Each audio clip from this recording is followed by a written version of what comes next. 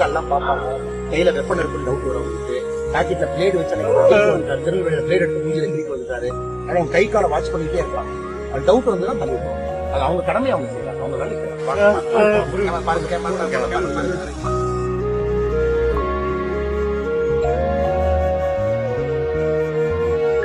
தலைவர் அண்ணாமலை கிட்ட வாய் பேச இயலாத ஒருத்தர் உங்களை பார்க்க விட மாட்டாங்க சார் என்று சைகையினால சொல்ல வந்த அவரோட ஆதங்கத்தை புரிஞ்சுக்கிட்டு, திருநெல்வேலியில ஒருத்தர் என்ன பிளேடு வச்சு தாக்க வந்துட்டாரு, அதனாலதான் என்னோட பாதுகாவலர்கள் எச்சரிக்கையா அவங்களோட கடமையை செய்யறாங்க அப்படின்னு அவ்வளவு பொறுமையா விளக்கம் அளிச்சு அதுக்கப்புறம் அவரு கூட புகைப்படமும் எடுத்துக்கொண்டிருக்காரு.